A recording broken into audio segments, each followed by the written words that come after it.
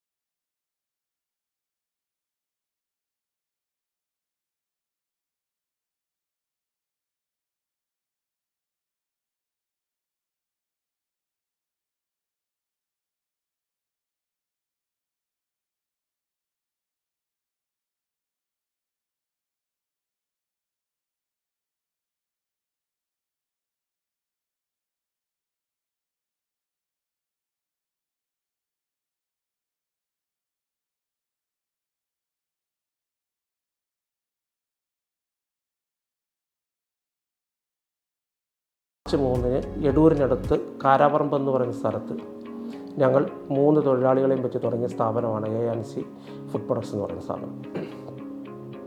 അവിടുന്ന് ഞങ്ങൾ ചെയ്ത ഗുണമേന്മയും ഞങ്ങളുടെ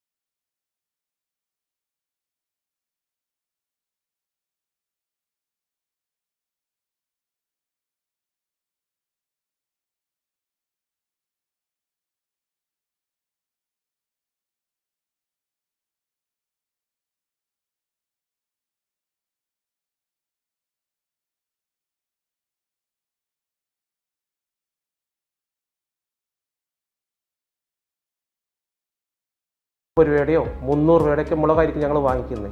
ആ ക്വാളിറ്റിയുള്ള മുളക് വാങ്ങിച്ചിട്ടാണ് ഞങ്ങളിത് പ്രോസസ്സ് ചെയ്യുന്നത്. അതിനെ പറയാം, ഞങ്ങളുടെ എല്ലാ സ്ഥലങ്ങളും നിങ്ങൾ വിഷ്വലൈസ് കാണിക്കും, ജനങ്ങളെ കാണിച്ചു കൊടുക്കുക. ഞങ്ങൾ ഉണ്ടാകുന്ന ഗോഡൗൺ കാണിക്കുക. ഇവിടെ ഇരിക്കുന്ന മുളകൊക്കെ എന്തെങ്കിലും വ്യത്യാസം ഉണ്ടോയെന്ന് അവർ കാണണ്ടേ.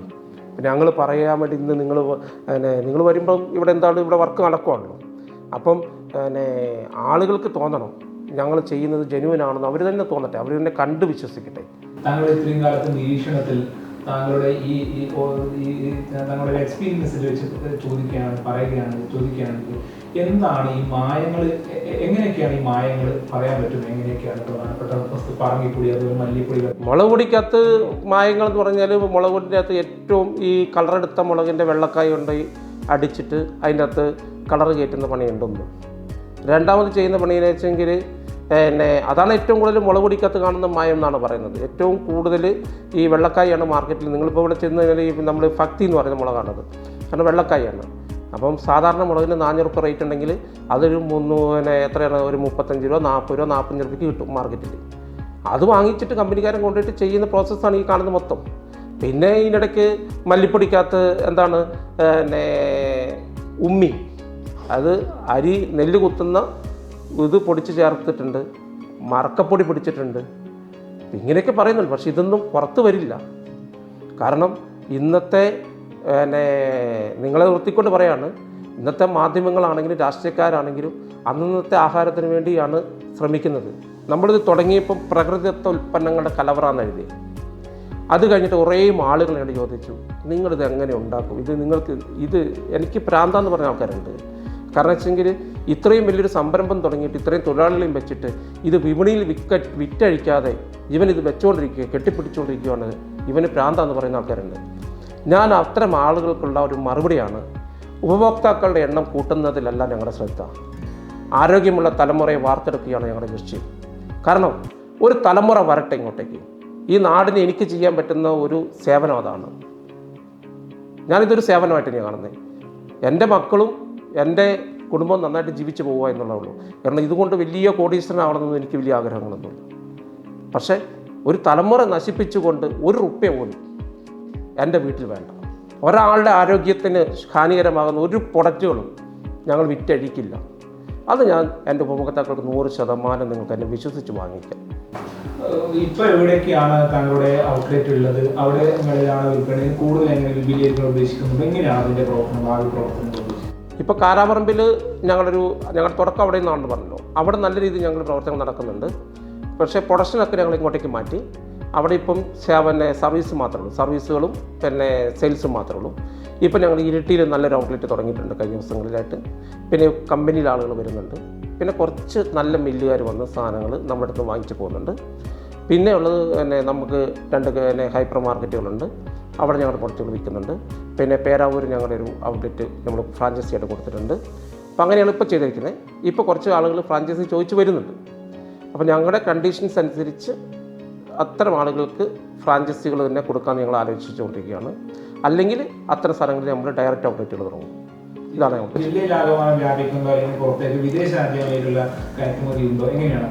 വിദേശ രാജ്യങ്ങളിലേക്ക് ഞങ്ങൾ ഡയറക്റ്റ് കയറ്റുമതി ചെയ്തില്ലെങ്കിലും ഞങ്ങളുടെ കസ്റ്റമേഴ്സ് മൊത്തം ലോകത്തിലെ എനിക്ക് തോന്നുന്നൊരു 90ഓളം രാജ്യങ്ങൾ ഞങ്ങളുടെ പ്രൊഡക്റ്റുകൾ ഇപ്പോൾ എത്തിയിട്ടുണ്ടാവും. കാരണം ഈ സ്ഥലങ്ങളിലെല്ലാം ജോലി ചെയ്യുന്ന ആളുകൾ, നമുക്കിനെ കേൾക്കാത്ത രാജ്യങ്ങൾ വരെ ആളുകൾ ഇവിടെ വന്ന് സാധനം വാങ്ങിച്ച് പോകുന്നുണ്ട്.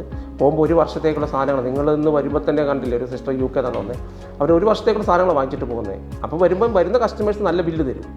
അപ്പം നമ്മളൊരു പ്രതീക്ഷിക്കുന്നതിൽ കൂടുതൽ ബില്ലുകളായിരിക്കും ചില കസ്റ്റമേഴ്സ് നമുക്ക് തരുന്നത്. അപ്പോൾ അതാണ് അതിൻ്റെ ഒരു വിജയം. ഇപ്പം നമ്മളൊരു പ്രൊഡക്റ്റിനെക്കുറിച്ച് നമ്മുടെ ഒരു പ്രൊഡക്റ്റിനെക്കുറിച്ച് ഒരാളൊരു കംപ്ലയിൻറ്റ് പറയുമ്പോൾ നമുക്ക് ഭയങ്കര സങ്കടമാണ്. കാരണം ഇത്രയും നന്നായി ചെയ്തിട്ടും നമ്മളിത് കേൾക്കേണ്ടി വരുന്നല്ലോ എന്നുള്ളൊരു പ്രയാസം, അത് എന്നേക്കാൾ കൂടുതൽ എൻ്റെ തൊഴിലാളികൾക്കുള്ളത് എനിക്ക് തോന്നുന്നത്. കാരണം നമുക്ക് എല്ലാവർക്കും ഒരു സങ്കടമാണ്. കാരണം എൻ്റെ പ്രൊഡക്റ്റിനെക്കുറിച്ചൊരു കംപ്ലയിൻറ്റ് പറഞ്ഞാൽ ഞാൻ എല്ലാ ദിവസവും മീറ്റിംഗ് വിളിക്കും. ആ മീറ്റിങ്ങിൽ അവരോട് പറയും, ഇന്ന ദിവസം ഇന്ന പ്രൊഡക്റ്റിന് കംപ്ലയിൻറ്റ് വന്നിട്ട് എന്താ പറ്റിയത് നിങ്ങൾ പഠിക്കണമെന്ന് പറയും. അപ്പോൾ അങ്ങനെ ആരും തന്നെ പറഞ്ഞിട്ടില്ല. ഏറ്റവും കൂടുതൽ പ്രശ്നം വരുന്നത് ഈ സാമ്പാർ പോലുള്ള ഐറ്റംസുകളാണ്. സാമ്പാർ വെച്ചാൽ ചില ആളുകൾക്ക് കായം കൂടുതൽ വേണം, ചില ആളുകൾക്ക് കായം കുറവ് മതി. അപ്പം ഈ പ്രൊഡക്റ്റ് നമ്മൾ ഉണ്ടാക്കുമ്പോൾ എങ്ങനെയാണെന്ന് വെച്ചെങ്കിൽ ഇതിനൊരു കോമൺ ആയിട്ട് നമ്മൾ ഉണ്ടാക്കുക. നിങ്ങളുടെ നാവിൻ്റെ ടേസ്റ്റിനെ എൻ്റെ നാവിൻ്റെ ടേസ്റ്റാക്കി ഞാൻ മാറ്റണം. അതിലാണ് ഒരു ഫുഡ് ഉണ്ടാക്കുന്ന ഒരാളുടെ വിജയം എന്ന് പറയുന്നത്. അപ്പോൾ അതിന് നിങ്ങളുടെ ടേസ്റ്റ് എൻ്റെ ടേസ്റ്റായിട്ട് മാറ്റണമെങ്കിൽ നമ്മൾ അതിന് കുറേ ഹാർഡ് വർക്ക് ചെയ്യേണ്ടി വരും. അപ്പോഴൊരു 70% ആളുകൾ ഒരു പ്രൊഡക്റ്റ് വിജയിപ്പിച്ചാൽ, നമ്മൾ അങ്ങനെയാണ് ഓരോ പ്രൊഡക്റ്റുകൾ ഉണ്ടാക്കുമ്പോൾ കുറേ ആൾക്കാർക്ക് സാമ്പിൾ കൊടുക്കും. എന്നിട്ട് അവരുടെ എല്ലാ അഭിപ്രായത്തെ നമ്മൾ സ്വരൂപിക്കും. എന്നിട്ട് അതിലൊരു 70% ആളുകൾ എന്താണോ പറയുന്നത് ആ മാറ്റം ഞങ്ങളിവിടെ വരുത്തും. എൻ്റെ പുറത്ത് കൊണ്ടുപോകുന്ന ആളുകൾക്കെല്ലാം അവർ റിപ്പീറ്റ് ചെയ്ത് വന്ന് വാങ്ങിക്കുന്നുണ്ട്. ഇപ്പം നിങ്ങളോട് ഞാൻ പറഞ്ഞു, ഞങ്ങൾ മിക്സർ ഉണ്ടാക്കുന്നുണ്ട്. ഞങ്ങൾ തന്നെ കടലപ്പരിപ്പെടുത്ത് പൊടിച്ചിട്ടാണ് ഞങ്ങൾ മിക്സർ ഉണ്ടാക്കുന്നത്. അത് കംപ്ലീറ്റ് വെളിച്ചെണ്ണയിൽ ഉണ്ടാക്കുന്നത്. ഇന്നത്തെ വെളിച്ചെണ്ണ നാളെ ഞങ്ങൾ ഉപയോഗിക്കുന്നില്ല. ഇന്ന് എത്ര ബേക്കറി ഐറ്റംസ് ഉണ്ടാക്കുന്നുണ്ടോ അത് അതിൽ തീർന്നു. ബാക്കി വന്നാൽ 1 ലിറ്റർ അല്ല 1.5 ലിറ്റർ എണ്ണ ഉണ്ടാകത്തുള്ളൂ. അത് ഇവിടുത്തെ സ്റ്റാഫുകൾ ആരെങ്കിലും വീട്ടിൽ കൊണ്ടുപോകും, അത്രേ ഉള്ളൂ. ഞങ്ങൾക്ക് ബേക്കറി ഐറ്റംസ് ഒന്നും കൊടുത്തൊത്താൽ തീരുന്നില്ല. നമുക്ക് ഐറ്റംസ് കൊടുത്ത് ബാക്കിയാവുന്നില്ല. അത്രയും നല്ല ബിസിനസ് ഉണ്ട്, അത്തരം കാര്യങ്ങൾ. കാരണം അത്രയും പ്രൊഡക്ഷൻ നടക്കും. ഞാൻ പറഞ്ഞില്ലേ, ഇതാണ് ഞാൻ നിങ്ങളോട് പറഞ്ഞു, ഇത്രയും വലിയ സംഭവം ആണെങ്കിൽ പോലും ഇതിൻ്റെ അകത്ത് ഇത്രയും സ്ഥലങ്ങളിൽ കൊടുക്കുമ്പോൾ ഞങ്ങളുടെ പ്രൊഡക്റ്റുകൾ തീരുന്നു. അപ്പോഴെങ്ങനെ ഒരു വണ്ടി 10 വണ്ടി ഒരു വണ്ടിക്കാരൻ ലൈനിൽ ഓടിക്കുന്നു? ഇതിനേക്കാൾ നിങ്ങൾ നോക്കുക, ഞങ്ങളെക്കാൾ വളരെ ചെറിയ സെറ്റപ്പുള്ള പല കമ്പനിക്കാരും 5-6 വണ്ടി ലൈനിൽ ഓടുന്നത്. ഇതെങ്ങനെയാണ് നിങ്ങളതിന് പഠിക്കുക? അതാണ് നിങ്ങൾ പറഞ്ഞത്. അവിടെയാണ് മാറ്റം. ഞാൻ മുളക് കാര്യങ്ങളെല്ലാം ഡയറക്റ്റ് പർച്ചേസിങ് ആണ്. മല്ലിയൊക്കെ എന്ന് പറഞ്ഞാൽ ഒറ്റ ബ്രാൻഡ് മല്ലിയാണ് എടുക്കത്തുള്ളൂ. അത് കറക്റ്റായിട്ട് കൃത്യമായിട്ട് ഓരോ ആഴ്ചയും മല്ലി വന്നുകൊണ്ടിരിക്കും.